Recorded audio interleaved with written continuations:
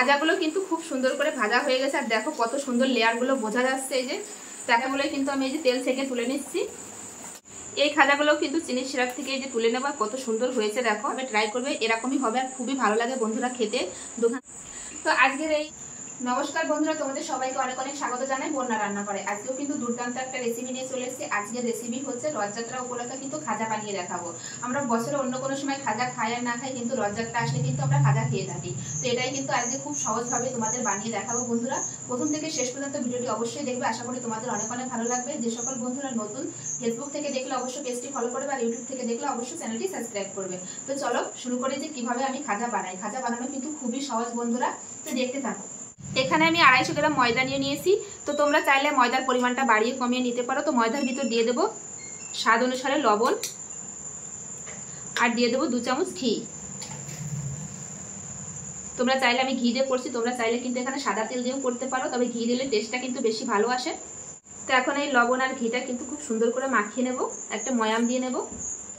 ময়দা কিন্তু খুব সুন্দর করে ময়াম দিয়ে নিয়েছি। দেখো এরকম কিন্তু মুঠি বাঁধলে দেখো এরকম কিন্তু দলা পেকে যাচ্ছে, আবার এই দেখো চাপ দিলে কিন্তু ভেঙে যাচ্ছে। তো এখন পুরোপুরি কিন্তু ময়াম দেওয়া হয়ে গেছে। এখন কিন্তু অল্প অল্প জল দিয়ে কিন্তু একটা ডো বানিয়ে নেব। অল্প অল্প জল দেবো আর একটা ডো বানিয়ে নেব। খুব সুন্দর করে কিন্তু একটা ডো মাখিয়ে নিয়েছি। দেখো এখন এই ডোটা কিন্তু আমি রেখে দেবো। এই যে, তো এখন একটা বাটি নিয়ে নিয়েছি। বাটির ভিতর দিয়ে দেবো 1 চামচ হচ্ছে চালের গুঁড়ি, এই যে, আর দিয়ে দেবো হচ্ছে 1 চামচ ঘি দিয়ে খুব সুন্দর করে এভাবে মিশিয়ে নেব। এবার যে ময়দাটা আমি যে মেখে রেখেছিলাম, এখান থেকে কিন্তু ছোট ছোট লেচি কেটে নেব রুটির আকারে। এই যে ঠিক এরকম করে লেচি কেটে নেব। তো অল্প ময়দা দিয়ে কিন্তু আমি রুটির আকারে বেলে নেব। এইভাবে কিন্তু পাতলা করে বেলে নেবে। যত পাতলা করে বেলবে রুটিটা, তত কিন্তু খাজাটাও কিন্তু ততটা পাতলা করে কিন্তু আমি এই যে রুটির আকারে বেলে নিয়েছি। এইভাবে কিন্তু সবগুলো আমি রুটি বেলে নেব, এরকম পাতলা পাতলা করে। তো দেখো এরকম পাতলা করে কিন্তু আমি যে একটা রুটি বেলে নিয়েছি, এইভাবে কিন্তু সব রুটিগুলো আমি বানিয়ে নেব। একটা প্লেটে রেখে দেবো। এই যে, তো এইভাবে কিন্তু সব রুটিগুলো বানিয়ে নেব।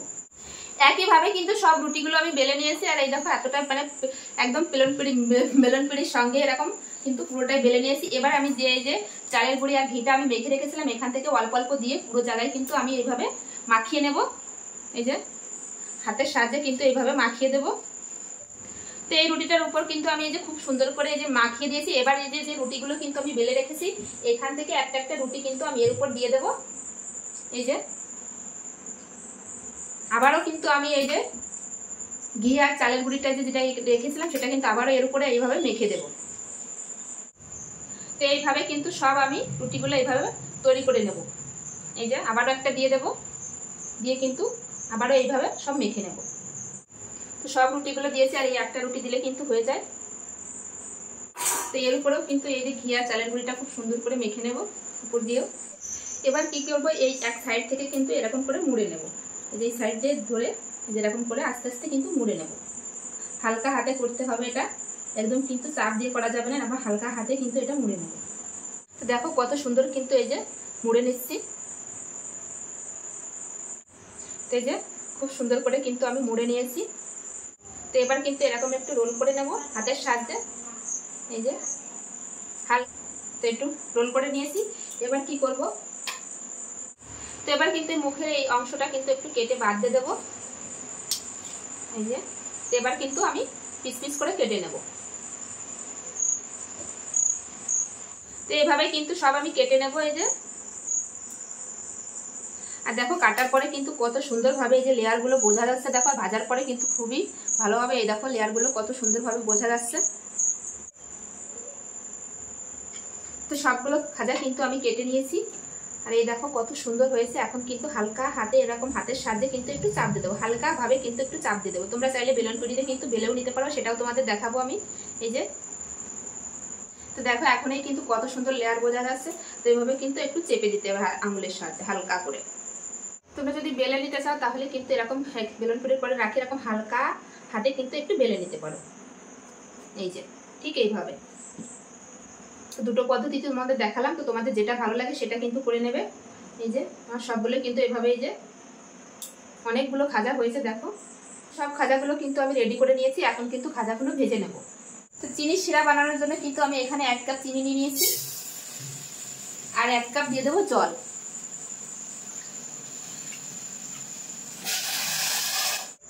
সুন্দর একটা ফ্লেভার আসার জন্য কিন্তু আমি এখানে 3টে এলাচ নিয়ে নিয়েছি। এলাচের মুখটা যে ফাটিয়ে আমি কিন্তু এই চিনি শিরার ভিতর দিয়ে দেবো। খাজাগুলো ভাজার জন্য কিন্তু এই যে কড়াই বসিয়ে দিয়েছি। কড়াই কিন্তু খুব ভালোভাবে গরম হয়ে গেছে। এখন কিন্তু সাদা তেল দিয়ে দেবো আমি। তেল কিন্তু গরম হয়ে গেছে। আর এই খাজা ভাজার জন্য কিন্তু একবারে কিন্তু টকবগিয়ে ফোটানো যাবে না, হালকা গরম হলে তবেই কিন্তু খাজাগুলো ছাড়তে হবে, তবেই কিন্তু খাজাগুলো ভিতর থেকে ভালো ভাজা হবে। তখন কিন্তু আমি এই খাজাগুলো দিয়ে দেবো। ঠিক তেলটা কিন্তু ঠিক এই যেরকম বুদবুদ করবে এরকম অবস্থায় কিন্তু দিতে হবে। তো এখন আমি একটা একটা করে খাজাগুলো দিয়ে দেবো। একবারে কিন্তু সব খাজাগুলো দিয়ে দেবো এই যে।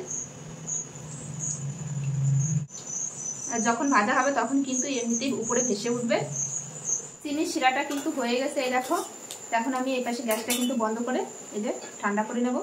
এই সাইডে দেখো খাজাগুলো কিন্তু এই দেখো কতটা ফুলে যাচ্ছে, ফুলে কিন্তু ভেসে উঠছে। এই দেখো লেয়ারগুলো কিন্তু এই এখন থেকেই বোঝা যাচ্ছে। তো এইভাবে আস্তে আস্তে ভাজতে হবে। গ্যাসের ফ্লেমটা কিন্তু মিডিয়াম টু লোতে রাখতে হবে।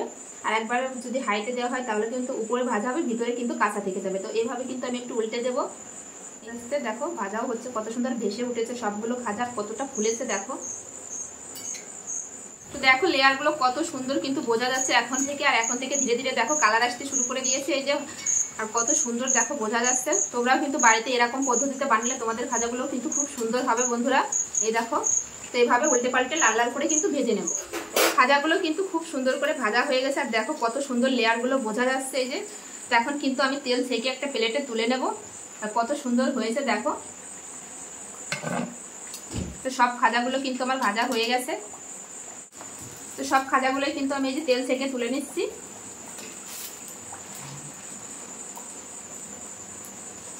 সব খাজাগুলো কিন্তু আমি সুন্দর করে ভেজে তো তুলে নিয়েছি। এখন কিন্তু এই যে চিনির শিরার ভিতর দেবো।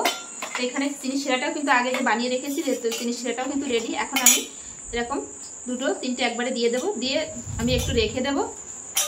দিয়ে এরকম উল্টে পাল্টে ভিতরে যাতে রসটা খুব ভালোভাবে যায় এরকম উল্টে পাল্টে দেবো এই যে।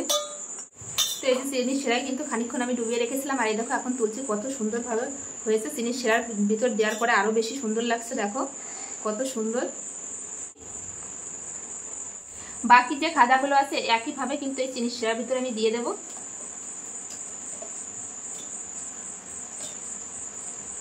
দিয়ে একটু উল্টে পাল্টে আমি এই যে চিনির শিরাটা যাতে ভিতরে খুব ভালোভাবে যায় এভাবে একটু উল্টে পাল্টে নেব। এই খাজাগুলো কিন্তু চিনির শিরার থেকে এই যে তুলে নেব। কত সুন্দর হয়েছে দেখো। তো সব খাজাগুলো এখন আমি যে তুলে নিচ্ছি, তুলে কিন্তু একটা প্লেটে রাখছি। কত সুন্দর দেখা যাচ্ছে দেখো। এই যে সব খাজাগুলো কিন্তু তুলে নিয়েছি চিনির শিরা থেকে। আর দেখো কত সুন্দর দেখা যাচ্ছে খাজাগুলো। তো তোমরাও কিন্তু বাড়িতে এইভাবে ট্রাই করবে, এরকমই হবে। আর খুবই ভালো লাগে বন্ধুরা খেতে। দোকান থেকে না কিনে কিন্তু বাড়িতে এরকম বানিয়ে কিন্তু তোমরা খেতে পারবে এই রথযাত্রাতে। তো আজকের এই রেসিপি রসালো মুচমুচে হচ্ছে খাজা কেমন লাগলো বন্ধুরা অবশ্যই কমেন্টে জানাবে। ভালো লাগলে অবশ্যই লাইক কমেন্ট শেয়ার করে আর নতুন বন্ধুদের সঙ্গে কিন্তু শেয়ার করে দেবে। তো এরকম নিত্য নতুন ভিডিও দেখতে হলে অবশ্যই বন্যা রান্নাঘর চ্যানেলটি সাবস্ক্রাইব করবে। আর যে সকল বন্ধুরা এখনো পর্যন্ত আমার চ্যানেলটি সাবস্ক্রাইব করো তো প্লিজ বন্ধুরা চ্যানেলটি সাবস্ক্রাইব করে আমার পাশে থেকো এরকম নিত্য নতুন ভিডিও দেখতে হলে। আর যারা ফেসবুক থেকে দেখছো তারা কিন্তু পেজটি ফলো করে নিও। আর কত সহজেই কিন্তু এই খাজাটা তৈরি হয়ে গেল। তো তোমরা দেখেই তো নিলে যে কত সহজে এই খাজাটা তৈরি হয়ে গেল। তো বাড়ি থাকা উপকরণ দিয়ে কিন্তু তোমরা খুব সহজে এরকম খাজা তৈরি করে নিতে পারবে। তো চলো বাই, আবার দেখা হবে নতুন কোনো রেসিপির সঙ্গে। কমেন্ট করতে কিন্তু ভুলবে না কেমন লাগলো আজকের এই ভিডিওটা আর এই খাজার রেসিপিটা।